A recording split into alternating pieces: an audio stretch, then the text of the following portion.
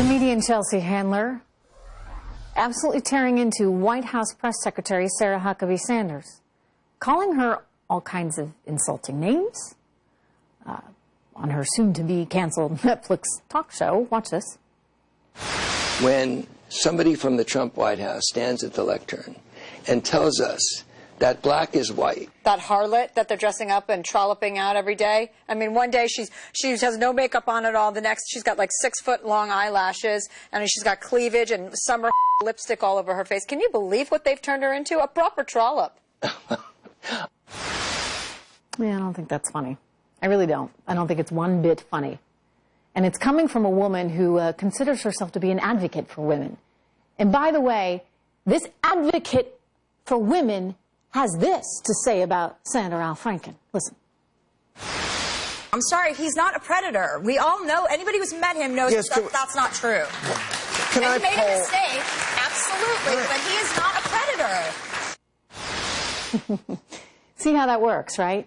Joining me to discuss this ever-expanding Hollywood hypocrisy issue, we have FP1 Strategies Managing Director Lauren Zelt. Lauren, good to see you.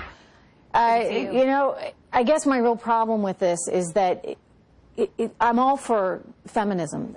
I am a feminist, but I realize now that has become a very loaded term. And it's not because of me being a feminist, it's because the left and Hollywood has somehow taken over that term, and they've used it for political purposes.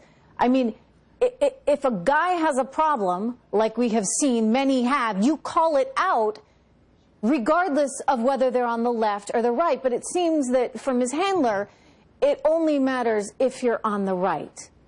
Correct? Yeah, that's absolutely right. The level of hypocrisy here is beyond stunning. I mean, if you said it beautifully when you introduced this segment. You said, you know, if this had been a conservative saying something about a press secretary serving a Democratic president or a liberal politician, there would be outrage. There would be absolute outrage. And yet, what have we seen here? Very few news networks, except for this one and a very few others, are even covering this story. I mean, I am beyond distraught by those comments. I mean, she is not to say that, and the W word, and to say that, you know, somehow she's not allowed to wear makeup. Your press secretary, you're not allowed to wear makeup. She's a woman. By the way, Chelsea's wearing plenty of makeup. Trust me. Yeah, absolutely. I mean, you know, I think the really upsetting thing here is, you know, there is such a problem right now in Hollywood with sexual assault and sexual harassment. If women do not stop talking about each other like this, they're never going to get anywhere in solving it. If women are saying these things, what's to stop men from saying them?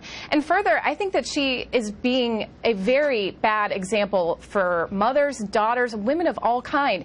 Look, you know, if you see sexual assault and sexual harassment on one side of the aisle or the other, it's never okay. It is just never okay, and the level of hypocrisy here is stunning. Yeah, you got to set a higher standard, and you know, the world is looking to people like Chelsea Handler. She's got a platform. She should be using it. If she is the feminist she desires herself or fancies herself to be, then stick up for all women, and don't take an opportunity like this to mouth off about a woman's looks or how much makeup she's wearing, or to use such atrocious language. I think it's really, really hypocritical of her to do that. But, you know, you think about a lot of these women. We've learned some details about the Matt Lauer roast party that they had in New York, and a lot of women were saying some pretty outrageous stuff and sort of playing along, playing that game. And I think it's very important, especially at this moment in time, not that it hasn't been important before, women should be out there in front of this and not allowing this kind of stuff. So shame on you,